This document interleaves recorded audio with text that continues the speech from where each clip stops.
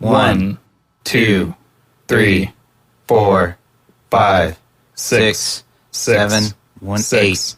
6. Always the 6. Forever 6. 6. 600. And to the 6. The 6. 6.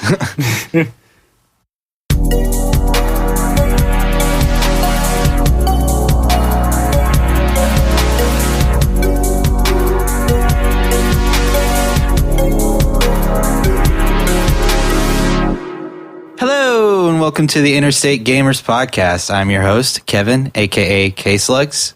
My name is Peter, a.k.a. Deal for Real, and I'm also your host. And welcome, everyone, to our 30th episode. Yep, it's big been 3-0. Yeah, it's been 30 already, and we've rated a total of 23 games now. So quite a number of games we've added to our backlog, Peter. Is this one going to be number 23, or is this one going to be number 24? Yeah, this one will be number 23. A prime number for a prime episode. Not Metroid Prime, though. We already did that one. But maybe something similar to the Metroid series in some way, but not Metroid itself. Nah, we'll get into that shortly. Actually, we might get into that right now. We don't have a whole lot of stuff to announce other than the 30th episode milestone. Subscribe to our Patreon. Subscribe to our Patreon. We'll get to thanking all of our beautiful patrons later. Yeah, shoot, are we just ready to get into it? This might be a new record for IG. Shortest intro. New record! Yeah, go ahead, man. All right, cool. Well, this game is one that many of our listeners have probably heard about. It is none other than the indie gem, Celeste.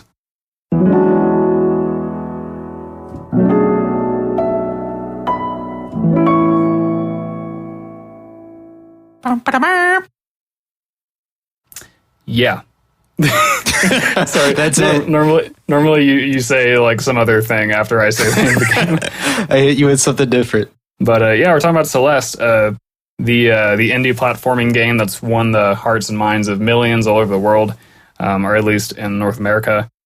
Yeah, so anyway, just a little bit of background. Celeste was created by Matt Makes Games, Inc., in partnership with some other people on the visuals and the sound that we'll get into in those respective categories. It came out in 2018, and it won some awards at the Game Awards. It was nominated for Best Music, and then one other thing I forget. I think it was also nominated for Game of the Year, which it did not win. But it did win Best Indie Game of the Year, and also Game for Impact.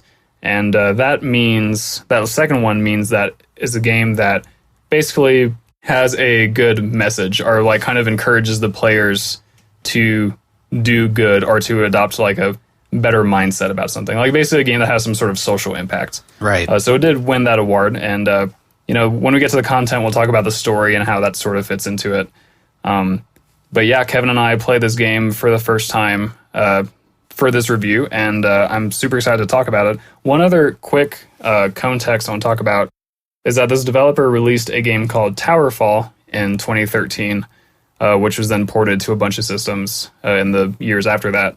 And that is actually one of my favorite couch co-op and couch versus games ever. There's no online play with that game, but it's a very, very fun like platformer where you shoot arrows at enemies and you basically survive for as long as you can against these onslaughts of enemies. So definitely this developer, I think, had a really amazing game 5 years ago or 6 years ago, and so I'm not surprised that I have a positive opinion on Celeste, which we'll get into shortly. Thanks for the interesting contextualness that you gave us there. I'll insert a little bit of my own in terms of my own context, I guess. But I've heard this game in passing on the internet, but I've never really gotten the chance to check it out. So I had no idea what to expect, but I've seen Pro Smasher Hugs, if you want to be on the episode, I'm sorry, but it's too late. He talks about this game in like high regard. Like he's like all the time tweeting about it when he was playing it on stream. And he was like, yo, I love this game. It's amazing. Everybody should try it out. It has a really great message. So I was excited to see what this game's all about. So that's kind of my history or lack thereof with this game. Yeah, I saw a lot of hype too. And whenever I see a bunch of hype about something, I'm always a little nervous. Like, ooh, am I gonna like it? But for me, it did live up to the hype. But without spoiling any ratings or anything, I'll just leave it at that. So yeah, the general goal of the game, it is a platforming game, as I mentioned. It's very challenging, but basically it's a game that is very simple in its overall mechanics, but the challenges increase in difficulty over time, and each level introduces a new sort of mechanic that you have to creatively figure out how to use your existing mechanics to traverse all the hazards of the level.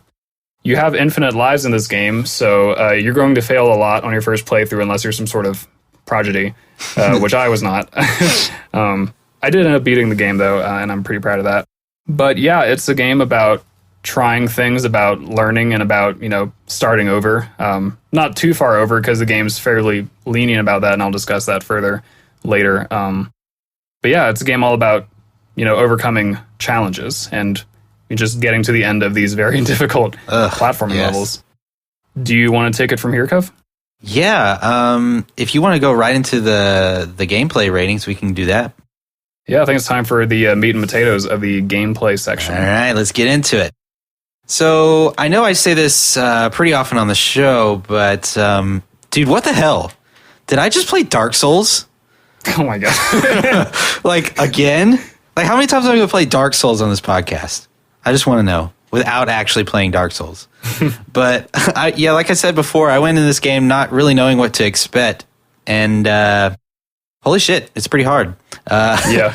My good friend Mallory tried this game out when she found out we were going to do this for the podcast. And she was like, dude, this game's pretty hard. And I was like, I'm excited to see what it's all about. Like, let me give it a try at it. And she was not wrong. First, it started out okay. I was like, okay, these mechanics are pretty cool. Like, I kind of like what's going on here. And then it progressively got harder and harder. I'm like, okay, wait a minute. It's like I'm dying all the time. And then I soon realized, okay, that's kind of the point. You just kind of die, you learn. And the game even tells you that. It's like, don't worry about your death count. Just like, just kind of each death is a new learning experience.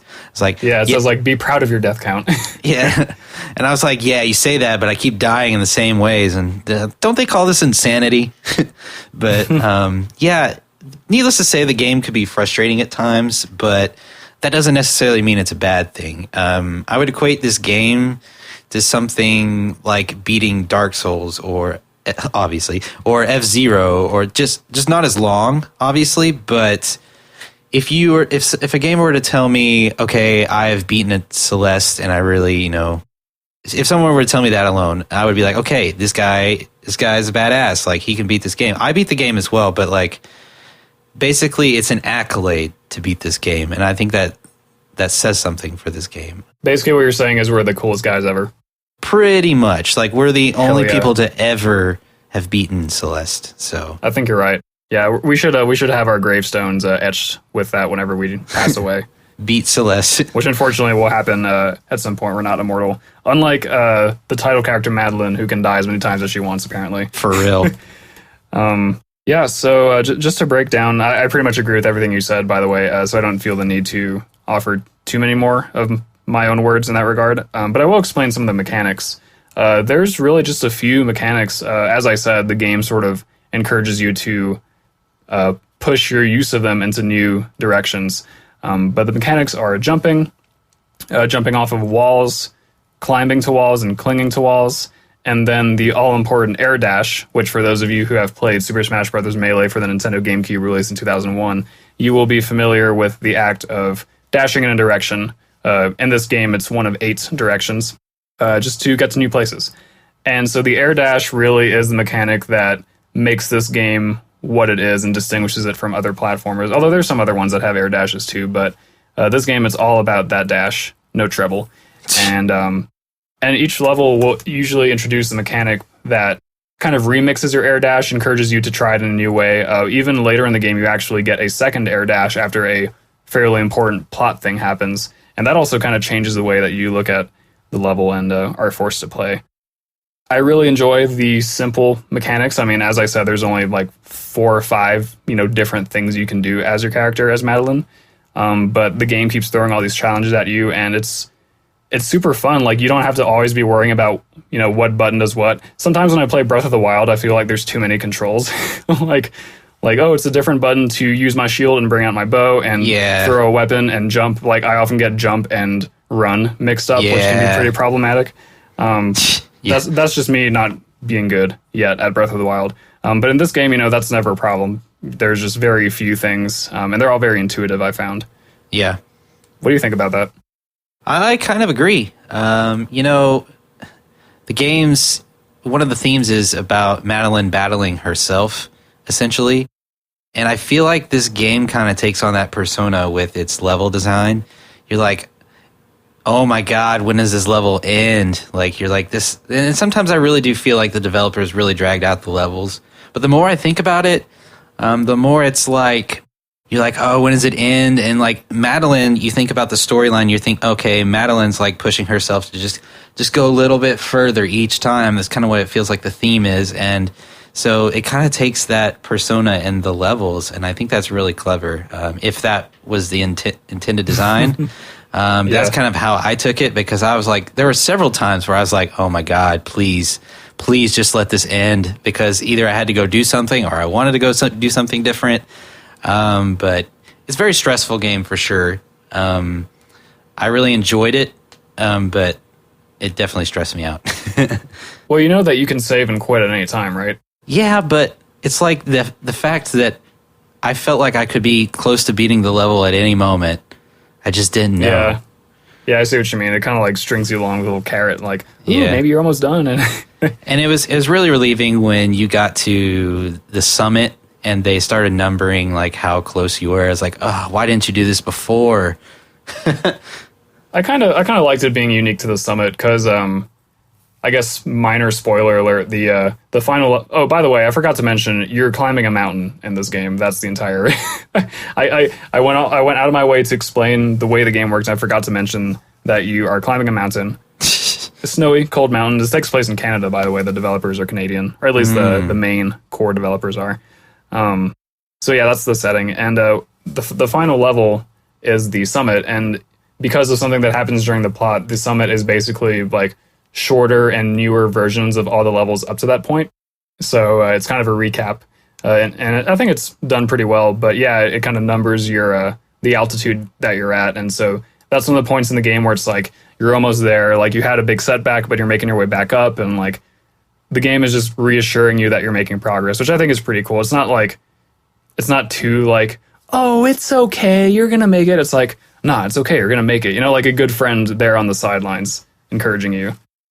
Yeah, and that kind of like goes back to kind of the theme of the whole game. I just felt like every time I'd be like, oh my gosh, like I just want to get to the end of this. And then when you'd beat the level, like there'd be some kind of reassuring thing at the end. And maybe it's more like, oh, Madeline is having an inner struggle of her own, and you can relate to that when playing this game. 'Cause you're like, I'm trying to overcome this challenge, you're trying to overcome the challenge of getting over the mountain, and I'm just trying to beat this game. Like we're on the same wavelength here. So I thought that was really neat.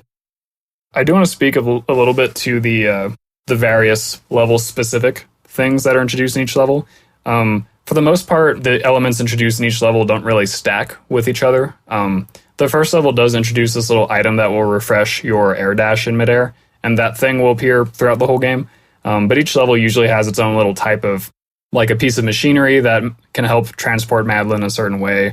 Or, that does kind of come down to when I think about it. Like each level has a unique way of you using your climbing or your air dashing to like manipulate something. And I found that really did add a lot of variety to the game that made me want to keep going, even if a level was starting to feel too long, or if I had been playing the game for several hours, which I was. Like I beat this game in 2 play sessions, each of which was like 4 hours. So, definitely a big deep dive into it. But like it does a really great job of keeping things fresh. And there's not really enemies to speak of, except in one level where or maybe 2 levels where there are things kind of like enemies that are, trying to kill you, I guess. And then there's a couple of boss battles, but for the most part, it's just you against the environment. And I think that's really cool too. Like it's cool to play a game that's a little more minimal in that sense, where like there's not usually a ton of shit on the screen. It's just like the stuff that's there is so carefully designed to challenge you, and you don't need to have a bunch of enemies on the screen, Yeah. One thing I kind of found to be, and I don't know if this really would go with content or not, but it seemed kind of pointless to go out of my way to get like strawberries or something like that, a collectible in the game, while they were challenging and hard, it's like sometimes I was just like, you know what? I don't really want to go through this extra effort because it's just going to make this level seem that much longer. And I feel like, once again, going back to the length of the levels, it kind of discouraged me from going and getting those. Now, maybe other people are different, but for me personally, that's one issue that I found. I feel kind of the opposite, really. I went after strawberries pretty much any time I saw them, and I, of course, I didn't get all of them on the first run through because some of them are hidden pretty well in a Metroid kind of way, like where you have to break a block or go through a wall that isn't really a wall, but it looks like one at first brush, and yada yada. But the strawberries are almost entirely optional. They just basically change a small detail in the ending of the game, so you don't really need to get them. And you don't get anything for unlocking or for collecting all the strawberries. It's just there for you to challenge yourself if you want. And for that reason, like, I think even if I felt like more along the lines that you feel, where like I felt that they were kind of a distraction or like too much added length, at the end of the day, they're still optional. Yeah. And we'll get into that with content. I was kind of trying to relate it to the gameplay and how I was discouraged from doing that part of the gameplay. But another thing I want to bring up is I feel like this game only appeals to a small, I don't want to say small niche because, you know, obviously a lot of people like this game, but not everyone's going to like this game.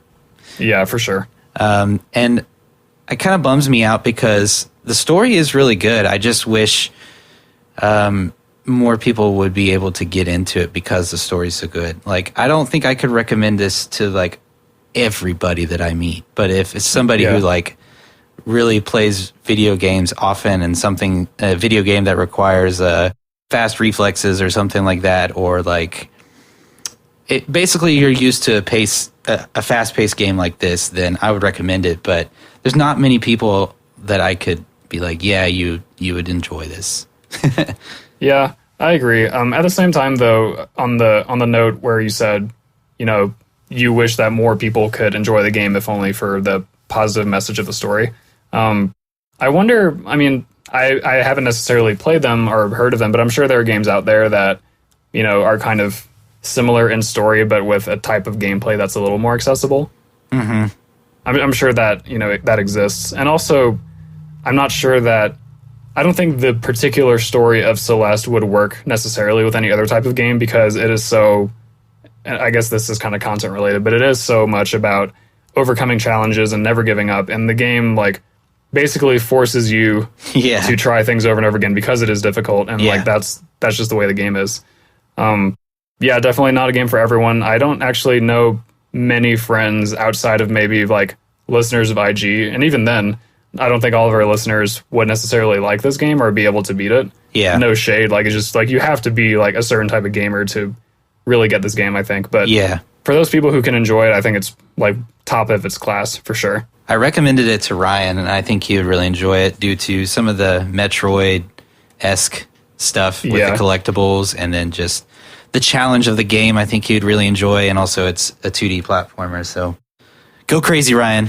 There's no way this game is harder than F-Zero GX, at least not the main story, so I'm sure he can handle it. Yeah, maybe. Maybe this game's harder. But I did want to mention some things that there's a mode called Assist Mode, which is an option on the main menu. But basically, Assist Mode allows you to change certain parameters of the game to make it a little bit easier if you're a person who isn't quite confident in their abilities. I don't remember exactly what it does, but there's some options you can enable. I think one of them is to give yourself like infinite air dodges or air dashes if you want to. I mean, I guess it really is there like as an accommodation for less skilled players. And like, I'm not saying that with any sort of judgment. It's like I said, some people have the reflexes or the coordination to play this game and some don't, and like, that's fine. But I think it's really cool that they did make that effort to appeal to a slightly wider audience that way. And also another pretty interesting thing is that when you complete pretty much all the bonus content of the game, you get a thing called variants, which enable you to make even more tweaks to the gameplay. So for example, one of them I read, and I haven't unlocked this yet, one of them I read is being able to air dodge in all 360 directions instead of just 8. And one of them is like lengthening or shortening your jump distance and like all this other crazy stuff you can do just to like remix the game further after you've already beaten the whole damn thing, which is already really hard. Like I can tell you. Remix. Remix. So yeah, the game, it not only accommodates itself to less skilled players, but also to more skilled players who want to pile on the challenge even further after they've done everything already, or even just people who want to, kind of dick around with the game after they've beaten it. So I think that's really cool. Damn, son. And that's something they did in Towerfall as well. So no, they're no stranger to that. Yeah. So if you're having trouble, essentially try out assist mode. And if you're still having trouble, I'm sorry, but we understand it is a pretty tough game. Rest assured, you are not alone. Yeah. So with that, did you have anything you wanted to add to gameplay? Not really. I just want to say, like, I don't think I've had this much fun playing this kind of video game in a long time. I mean, This took me back to like the Donkey Kong Country days, and like, wow. I mean, I guess that is the closest thing I can get. Like, how I'm always going on about Super Mario World being the best game of all time, like, half a joke, whatever. But like this game, just the platforming.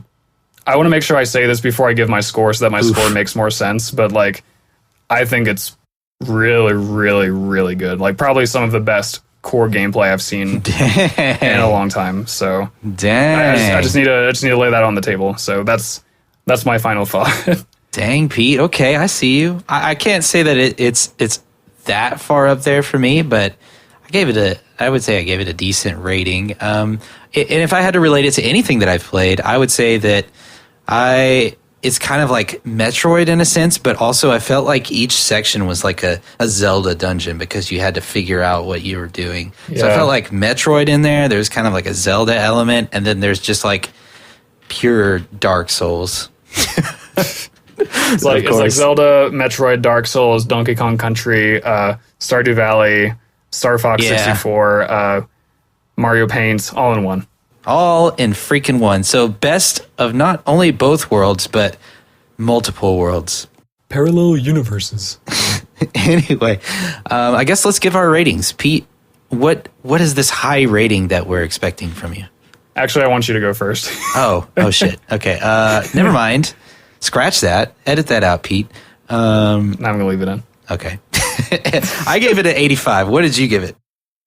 Gave it a hot, fresh 100. Oh my gosh. That's why I wanted you to go first. They're perfect.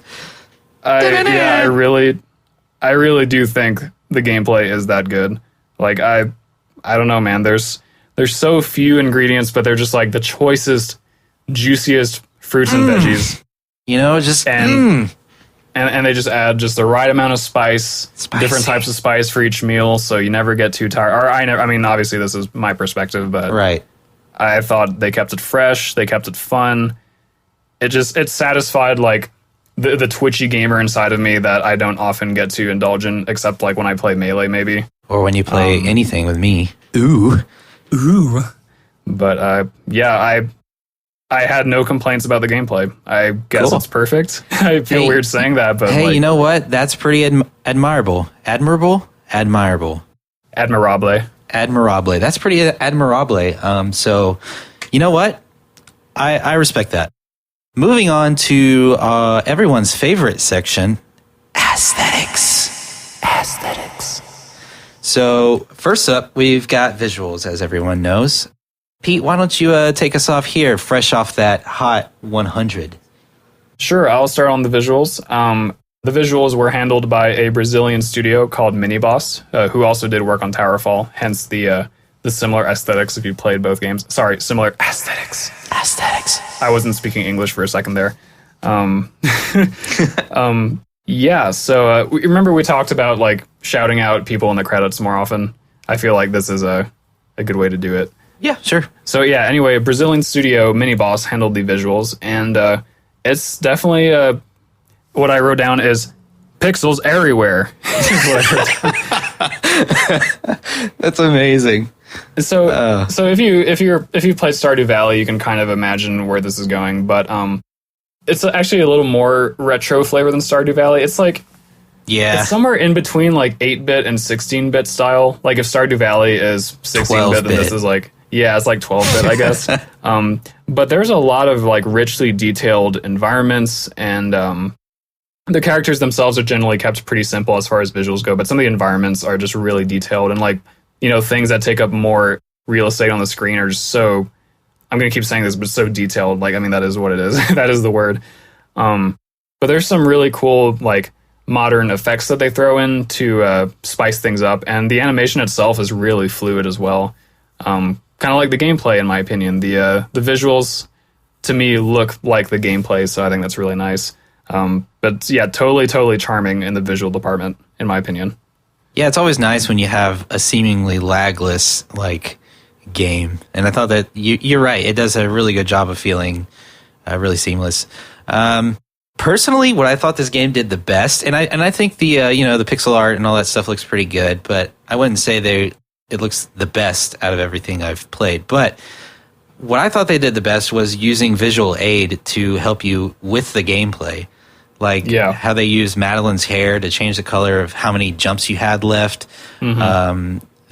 There's a level where you have to light up the entire area to see where you want to go, or the visual aid where you're about to fall from your grapple. Everything that they did there made the gameplay feel that much better. So it kind of ties in with it, but I think it goes in visuals itself because they went out of their way to make that. But yeah, you're right. The animations in this game look really good as well.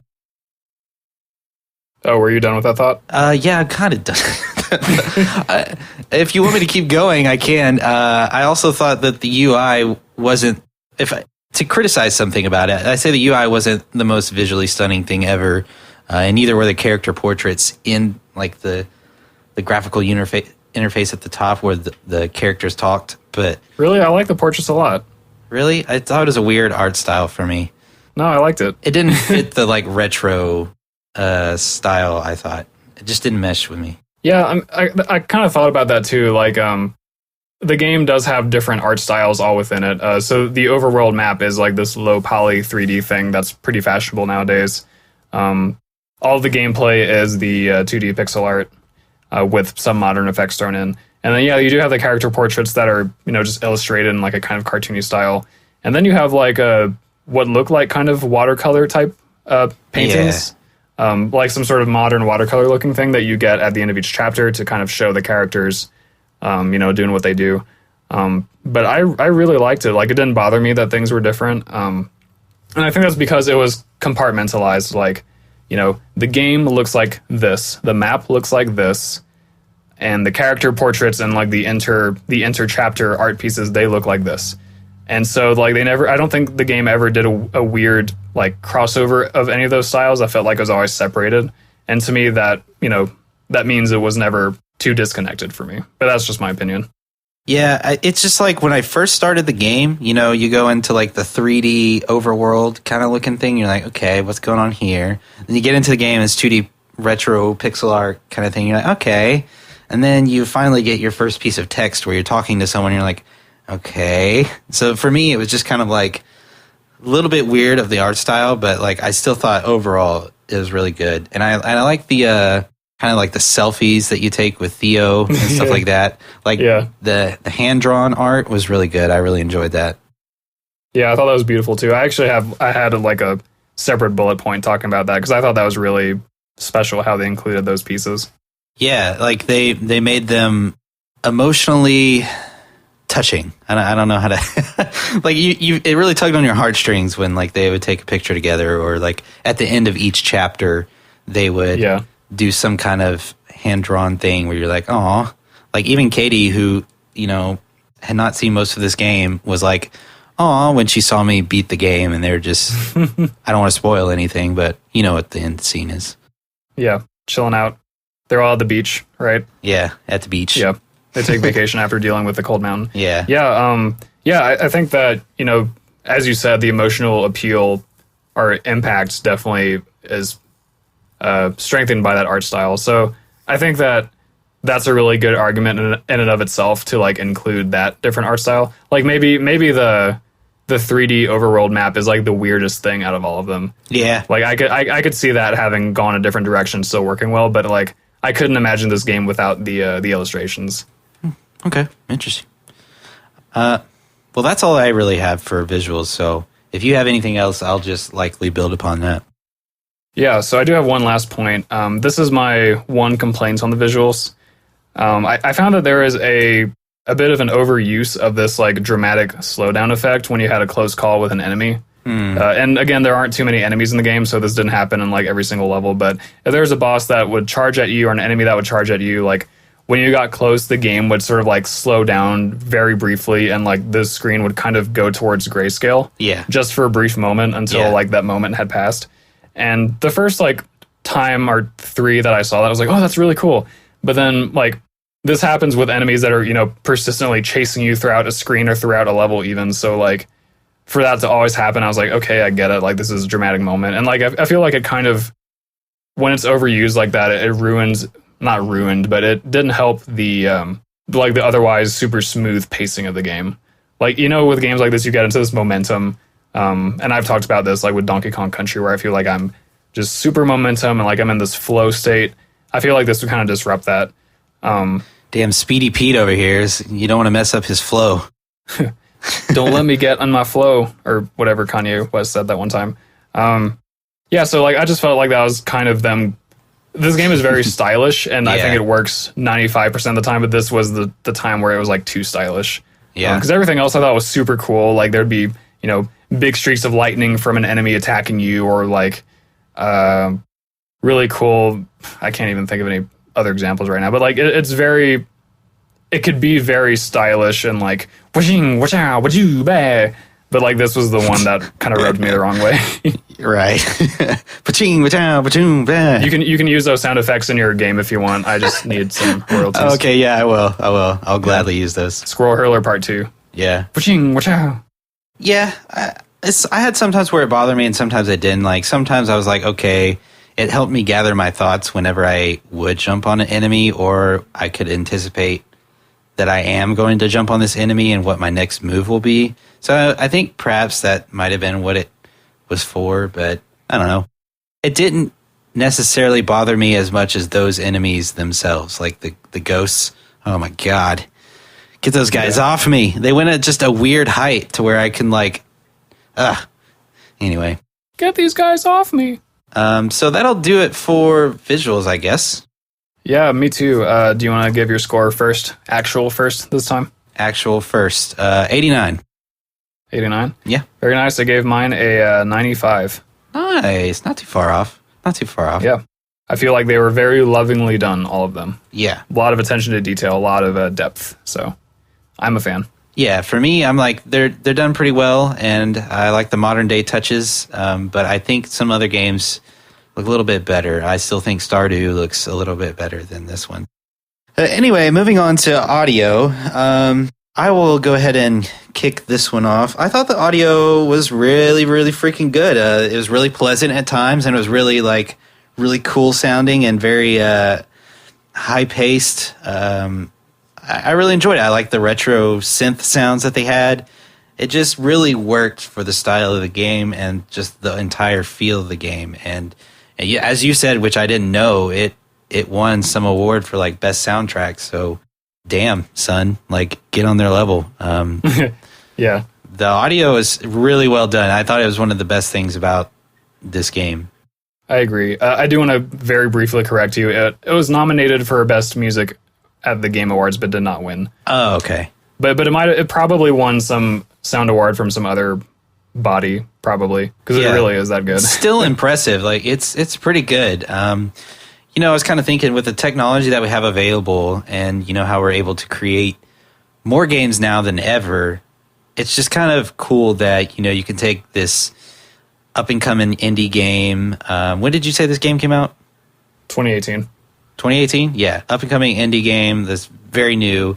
And we're able to take all these different talented musicians and kind of just, we get a taste of what they had to offer. Whereas like back in the day, you know, you had, it's not like there were a shortage of games, but there weren't as many games coming out as there are now. Like you could just have, I don't know, it's really cool. Like I can make a video game, slap your tracks on it, and people will be like, damn, this Peter guy. Like, you know what I mean? Yeah, they would. Yeah, exactly. So it's really cool that we get the opportunity to, you know, encounter so many different artists of all kinds, and I think it's really cool through video games.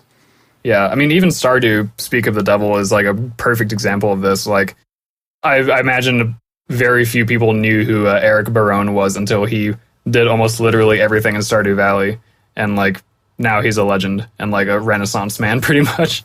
I do want to give a shout out to actually the one musician who's responsible for the Celeste soundtrack. Her name is Lena Raine, Lena Raine. Wait, go Lena. Let's go, Lena. She also released her like debut album as like just her own original music recently, so that's pretty cool. So she handled the music, and the sound design was done by Power Up Audio, who also did the sound design for Towerfall and also some other games. I was on their website. They also did like what's the one where you're in a submarine? Subnautica. Yeah, they did the sound design for that and for some other game that was pretty famous. Cool. Yeah, so like I said earlier, very collaborative game this was. I think the music kind of sounds like the game looks. Yeah. Because it's kind of a mix of, retro inspired synth work, but there's also very beautiful piano melodies that kind of correlate to like the watercolor type of style you see in some of the artwork for the game. And as you said, like there's some very calm moments, especially moments where the piano is really emphasized. I love that stuff. Yeah. Yeah, the piano is awesome. I think that's like some of my favorite stuff. But then also, things go hard in the paint whenever you're running after a boss, like you're trying to chase down, and there's really cool percussion and like a choir, like a dramatic choir, and I'm like, oh shit, like this is really cool. Yeah, when you're fighting yourself, basically. Yeah. Spoilers. But Ew. I love the music. I think I'm definitely gonna buy the soundtrack before too long here because I do enjoy it that much. And also, a really cool thing they did was they made the music, or she, I guess, made the music evolve over the course of the level. Yeah. Other games have done this. It's not a revolutionary thing, but it's done really well, I think, in this game, and it's something worth mentioning because, they didn't have to do it, but they did because they just had that attention to detail, I guess. I mean, they really emphasized the journey and the story, and you can tell that through the audio itself and through the visuals and the cutscenes. I mean, I think it was just all of that working together was really well done. Yeah. So I know that you're a big fan of sound effects, aka SFX, aka Young Sounds. What'd you think of the sound effects in this game? I thought they were pretty good. Not overly outstanding like Banjo-Kazooie, but pretty good nonetheless. Yeah. And they do the they talk. They have people like they do the but not like the annoying. I wouldn't say annoying. Yeah. Some people find annoying in Banjo. It sounds like synthesizers, I think, in this game. It's like, kind of like that. So they kind of do that when people talk, as people talking. So that's pretty cool. Shout outs to Banjo there. You know what? I keep saying that's like Banjo's staple, but I'm not sure if they were the first to do it. Although I feel like they are, but I'm not actually sure. Probably the first wildly popular game to do it. Yeah. But in terms of the sound effects, they're pretty okay. Not outstanding, I would say, but like nothing really is just like, oh, I really like those sounds. And these are making the game more fun and interactive. That's where I usually give the bonus points, where it just seems like super interactive with the sounds. Yeah. Whereas this was more integrated and made it feel more natural. I found that I thought there were some sound effects that really stood out to me. Mainly the sound effects that involved like items or elements in the levels that would like modify your air dodge. Like in one of the levels, there's this goop that you can air dodge through, and it'll kind of extend your air dodge up until the end of the goop rectangle, which is the scientific term, I think. It has this really cool sound effects like and it sounds so super like custom. Like it sounds like a sound effect I haven't really heard before. And there's a few other instances of things like that happening where like a sound would grab my attention. It's like, oh, that's really cool. Yeah. So I think I kind of slightly disagree with you, where not every sound effect is like super duper amazing and noteworthy, but they're all good at worst. Yeah. And some are like really, really nice, I think. Also, there's some moments where later in the game you're fighting a boss, and when you like do critical damage to the boss, it'll like kind of fuck with the whole soundtrack for a second. Oh yeah, that's really Like cool. it'll be like and then you hit the boss and it's like like a like someone's putting their hand on the tape or something. Yeah. And I was like, oh, that's really cool. Yeah, you know what? That's the coolest sound effect by far. Yeah. Yeah. To be fair, most like at a certain point when I was playing this game, it was kind of when Katie was trying to sleep, so I was like, okay, well, I got to keep it down. So I turned the sounds down. Also, the sounds were significantly louder than the music itself at various times within the game. So I had to actually turn the sound setting down and then play the game. And I don't know. It's weird. Huh, I didn't feel it necessary to do that, but I can see where you're coming from, though. Yeah, so basically Katie was like, oh, this is really loud. I was like, well, I turned it down. I was like, I could barely hear the music. She's like, it's so loud. And I realized it was because of the sounds. So then I turned down the sounds and I kept the volume at the same level. And I was like, okay, this is fine. And she was fine with that. So that's how I knew the sounds were a little bit maybe too much bass or something. I don't know. No, maybe so. I can't really say that I share that viewpoint, but yeah, different strokes for different folks. Yeah. I liked when Theo, on the topic of the little voice acting thingies, I like when Theo says YOLO, spoiler alert, and it's like, YOLO! YOLO! I thought that was pretty cool. Yeah, I'm going to start saying it like that. YOLO! YOLO! And then how when characters are like in a good mood versus a bad mood, their little synthesizer speech will change. I thought that was a really nice touch as well. Yeah.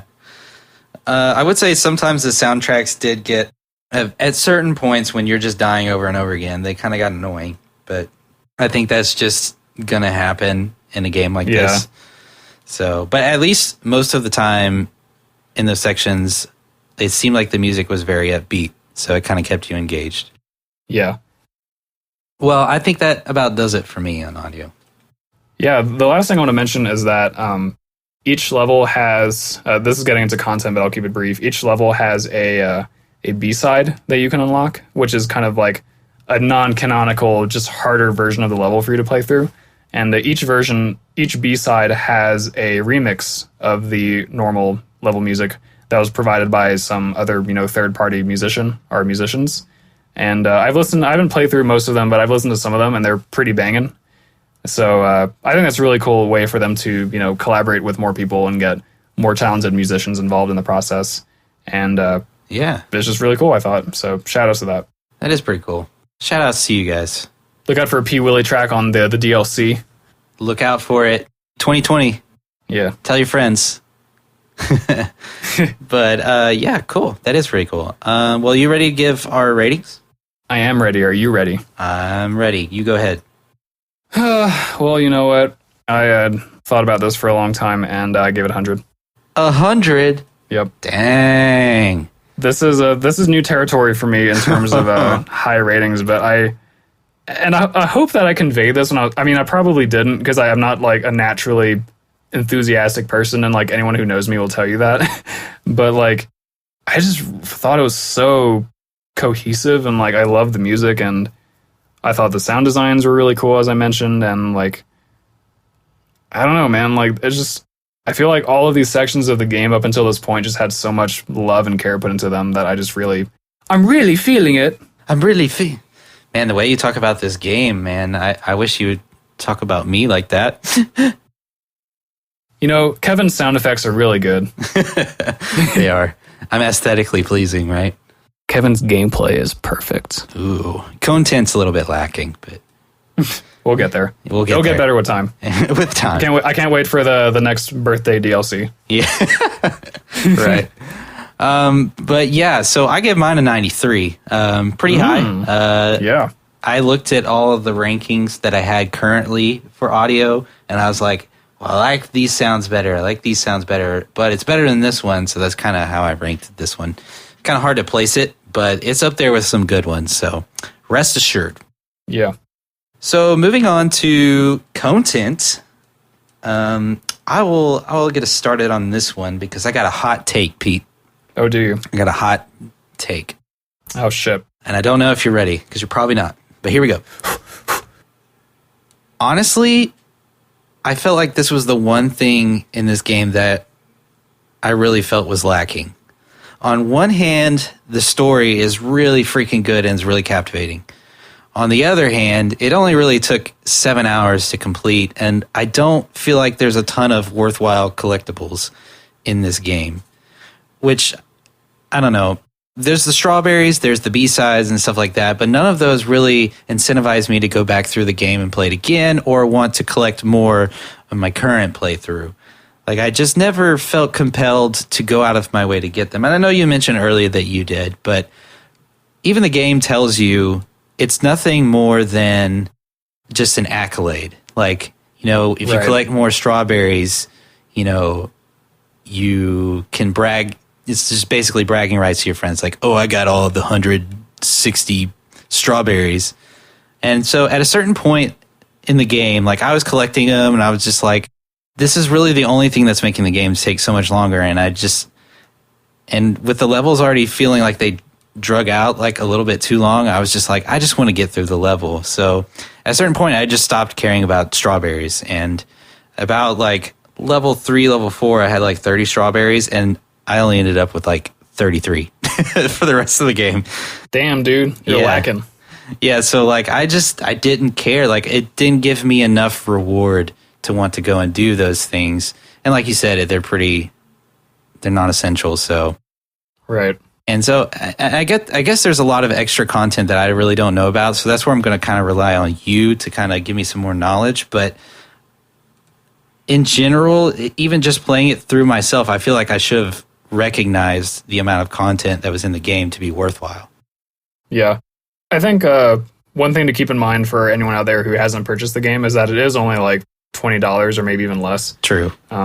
So yeah, you're not getting like a, you know, Breath of the Wild 1,000 hour game like by any stretch of the imagination. But it took me about the same amount of time as you to beat the game. I'm sure a little bit longer because I did go out of my way to get many strawberries. I think I finished with maybe like 80 or so. I don't quite remember. So yeah, as I said earlier, every level has a B-side that you can unlock by finding a little cassette tape in the level. It's its own kind of collectible. And each B-side is really freaking hard. So that's, you know, a way for you to challenge yourself if you want to have more Celeste action. And then I also found out that if you beat every B-side, then you also unlock C-sides, which apparently are even harder, but they're a lot shorter than even the B-sides are, from what I read. So did you beat a B-side? I've beaten 2. I've only attempted 2, but I beat both of them. Okay. For the first 2 levels.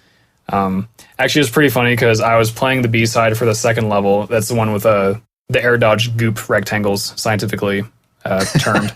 And Mitchell came home from work and he saw me playing this, and he sat down and like kind of watched me play through it. And we started playing through it together, where we'd brainstorm. Like, it was the type of thing where you had to look at the screen and like really think about what you were doing. Like, that's how challenging it was. Not to mention, like, actually executing it could be really difficult too. So like, we'd get really hype when I, you know, cleared a screen. Like, okay, we beat it. You know, we say we because we were so invested in it. Like, okay, we beat it. Shit, there's another screen. But like in a good way though. Like, we're getting hyped, and you know, it is just pure challenge. Like, it's totally optional. You know, whatever. So I did enjoy the game enough that, I mean, I played it so much the other day that I, you know, kind of wanted to take like a Breath of the Wild break for a few days, but I could definitely see myself going back and trying out all that new content. There's also a secret 8th level that you can unlock after completing a certain number of B-sides. Yeah. There's collectibles that are hearts, and you can get hearts in the normal levels, and the B-sides, and the C-sides. And between all of those, you need to get 4 of these hearts to unlock like the final bonus level. So I haven't done that yet, but that's something that I do want to do at some point. You and the listeners can kind of tell that I feel a little differently about the content than you do. Right. Because I'm pretty enthusiastic about it. But that also might just be, I mean, maybe I'm more into like platforming games than you are. And I don't know, like, I don't know if that's true or not, but it's just kind of what this is suggesting to me, like, where this is more my type of game. And I could see myself valuing the content more and wanting to spend more time with it. I think for sure you like 2D platformers more than I do. I really enjoy 3D platformers, but 2D platformers I've never been overly enthusiastic about. Metroid has been one of the few that I really enjoy. And then there's been a few others, but it might be showing here because I've rated Mega Man and Donkey Kong Country, and this game not as high as many other games which are 3D. So yeah, there's probably a theme here, but yeah, I can see that for sure. One thing I did enjoy was the speedrunning shoutouts that they had in there. They had a speedrun timer and they had like a death counter. Yeah. I thought all those things were a really nice touch. There are things that they added to the game that were almost shoutouts to just, like a speedrunning community, or I don't know, people who just like things like death counters and stuff like that, because they knew you die a lot in the game. So I really appreciated those things, little extra touches that they did. So not to say that the content was lacking entirely. I just felt like there was a good portion of it that I just wasn't really incentivized to go out and get extra content, is all I'm really saying. Yeah. Yeah, I mean, I think it is like, it comes down to personal preference at the end of the day, I think. Yeah. If this is the type of thing that you want more of. The only real critique I have about the content is something we've talked about a bunch already, which is that some levels feel too long, or like the ending of some levels feels drawn out. But I mean, I'm not even counting it super.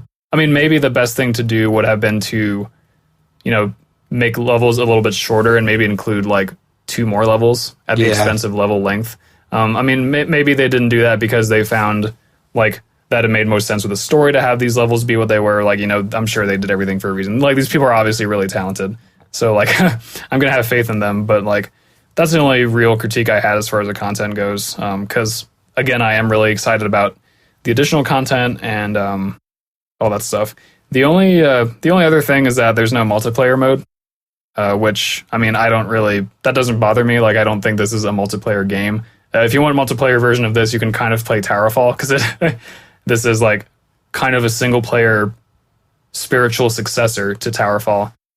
I have played one platforming game recently called Kuso, which I also want to shout out because it's really fun. That has like a race mode, a split screen race mode. Not sure that would work in this game if they decide to try it, but I mean, I guess there's ways for them to have made it multiplayer, but they didn't, and I honestly think that's fine, personally. Yeah. I think that's one thing for sure to mention, though. Well, you've already kind of mentioned it, but the ability to have a game where you can like brainstorm with a friend or like hand off the controllers with another friend. I've always enjoyed those games, kind of like Mario Maker, where like you and a friend could be working towards the same goal when playing the same game. And there's just something that's really charming to gaming about that. And I think that's really cool that you and Mitchell were able to have that experience. I tried to get Katie into it, but it was late when I was playing it, and she just kind of fell asleep. Like, I knew Katie wouldn't enjoy the gameplay aspect as much, but I think she would have enjoyed the puzzles and would have enjoyed helping me out. And she did help me a few times. But yeah, I think that's really cool. Yeah, that's a good point. And one thing that helps with that too is the fact that you do have infinite lives. So like, there's really no stakes. Yeah. Like if you're playing with someone who's not as good as you, like you don't have to worry about it. I mean, the only thing is you'll have more deaths to your death count, but if you're caring about that, then you probably aren't playing this game for the right reasons anyway. You know what I mean? Like, there's no point to caring about that. You'll only get angry with yourself if you care about your death count, because you're going to accidentally die, and then you're going to get mad at the game for accidentally dying, and you just have to accept. I actually, like they said, took the death count as sort of a pride thing. I was like, man, I died this many times. Do you know how many times you died? Overall, not offhand. I can tell you that my record is, I think in the normal levels, I died the most on the hotel level, and that was like 120 something. That might be my highest. But on the B-sides, of the 2 of them that I've tried, the one on the second level, I died 160 something times. Yeah. So that was a lot. I read someone online say that like some seaside or something took them over 1,000 deaths. I was like, oh shit. That's so funny. I found my death counter to be really awesome. One thing I wish more difficult games had, I had 1700, or I had 1761 was my death count, I think, at the end. In the year 1761. In the year 1761, Kevin dies 1,761 times. I'm going to have to check my total after this and get back to you. Yeah, maybe. Who's got the better death count? Leave your vote in the comments. Yeah. I do want to briefly talk about the story. I mean, something we've mentioned all throughout, but this is a content section, so this is where we should talk about it, if anywhere.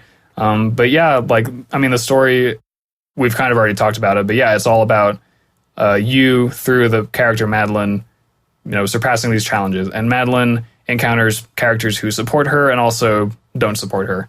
But as you go on, you sort of learn about Madeline, and there's kind of optional cutscenes where you can like choose to talk more to characters, which I always did because I always want to hear what they have to say. Yeah, me too. Like, basically, I hate it. I hate the idea of someone writing cool dialogue and me never seeing it because like I feel like it's kind of disrespectful to them. Right. So like I made sure to always press A to keep reading a character's dialogue, and I think it's worthwhile. Mm-hmm.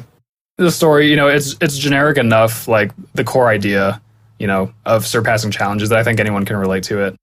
Well, it's generic, but at the same time, I don't know that I've ever seen a video game really tackle common internal struggles such as like anxiety, depression, panic attacks. Like, It's really cool to see a video game acknowledge all of those things. And Madeline, the character, is struggling to overcome those things. And, in those moments, the game is challenging, but that's supposed to represent how challenging those things are in real life, like depression and anxiety and all of those other things. So it makes you feel it's so relatable. Like, I just think this game is more relatable than anything. And I think that's really cool how the developers just went along with that. Yeah. And I think it does it in like a respectful way too. Like, it's not saying that depression is a video game. Like, that's not the point. Like, the point is that, and I mean, and it's also like, realistically, it's not as simple as, oh, if you keep trying to get over depression, then you will. Like, it's just a matter of time. Like, I mean, for some people, maybe the case. For some other people, not so much. But like, the point is that, you should keep trying, and there, hopefully for most people, there are people supporting you in your corner, like there were with Madeline.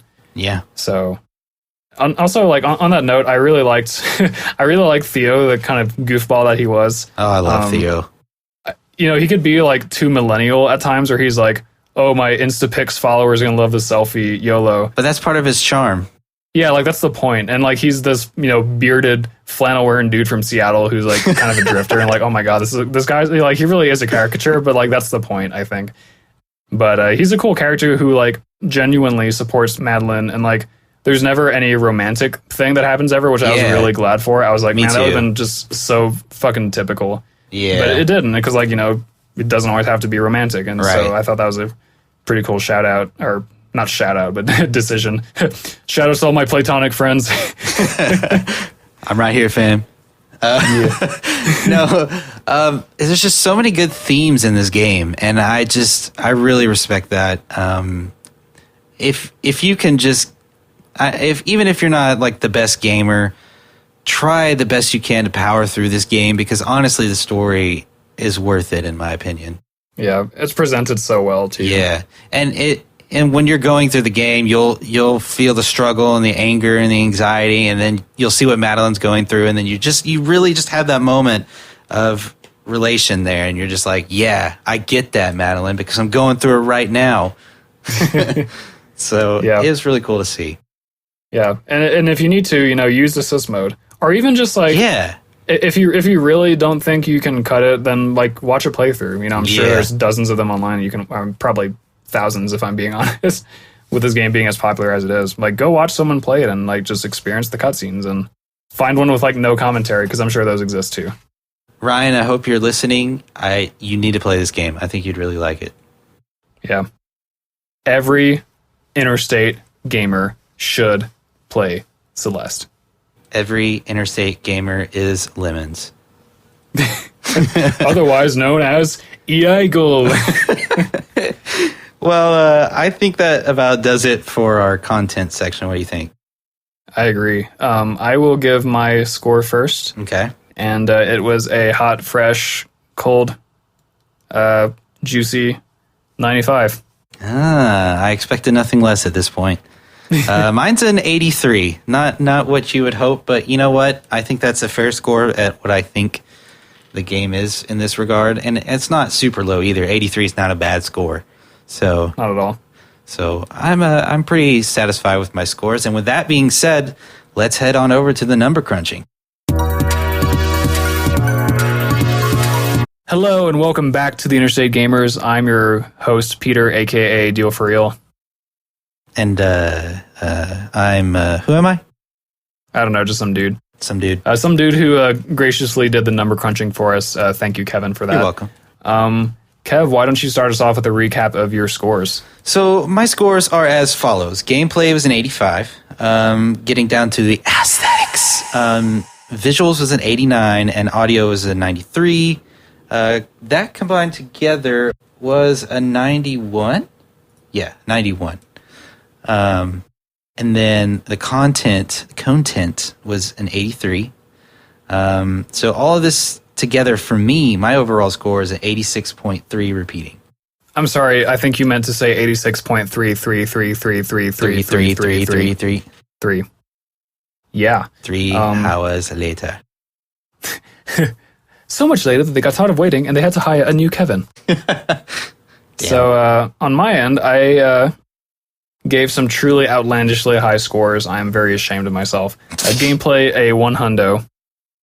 Visuals, a 95, and sound, a 100, combining for an aesthetics score of 97.5, which is my favorite radio station. Content, 95 as well. So all that being said, my overall score is 97.5, which I'm 100% sure makes this my highest rated game of IG history. Yeah, it beats even the unbeatable Super Mario World. You know what? It might be time for a new meme on the block. Celeste, the best game of all time. The best You heard game. it here. You heard it here, 97th, because I'm sure a million other people have said the same thing. Season 3, Episode 2. It happened. It happened. Super Mario World was dethroned. Yeah. What can I say, man? This game, I agree with all the hype, I guess. Like, I just really do think it's that good. Come at me. Yeah. So that gives us an overall score of 91.9, which puts it just above Banjo, which I'm pretty salty about. So that'll put it at 1, 2, 3, 4, 5 on our list out of 23, sorry. So what's our top 5 then? Our top 5 is Majora's Mask, number 1. Link to the Past, number 2. Super Mario World, number 3. Metroid Prime, number 4. And then number 5 is Celeste. Number 6 is Banjo. It's a pretty good mix of games up there. I agree. I never thought Celeste would be in our top 5, but here we are. It's 2019. You're welcome. New waves. New wave era. Yeah. But anyway, thank you so much for listening to this episode. We really enjoyed reviewing and rating this game. Shout outs to our patrons who give us all the support. Brandon Story, my beautiful fiance, Katie Davis, Mallory Sutton, Ryan Everett, Seth Webb, Simon Webb, and our newest patron, the young Z-Link himself. Make sure to tune into Z-Link Gaming on YouTube to find Z-Link's very good content. It's got some really chill Let's Plays that will just really tickle your fancy if you're anything like me. My fancy is always tickled when I listen to Z-Link. Our good buddy. Who will soon be my roommate. Spoiler alert. Spoilers. By the next time we do our next episode, young boy will be my roommate. He may have some furniture in the apartment. Some. But anyway, thanks for listening, guys. We definitely appreciate all the support you've given us over this, I guess, 3 seasons now. 30th episode. A milestone. Yeah. Absolute unit of a milestone. And if you want to continue supporting us, or if you don't yet follow us on social media or what have you, you can go ahead and find us at the IG_cast on Twitter. Our website is, can you remind us what our website is? theigcast.com. theigcast.com. And we also have a Patreon, which I don't know the URL, but if you Google the Interstate Gamers, again, I know I'm a broken record by this point, but just Google it. If you do want to support us financially, that is a way you can do that, and we graciously appreciate it. We can't thank you guys enough. Find us on Spotify, on Apple Podcasts /iTunes, on Stitcher, and wherever else good podcasts are distributed, because we'll be there in bulk. Yep. All right. Cool, guys. Well, thank you so much. And until next time, have a great day or night. Love you too, guys. Love you too.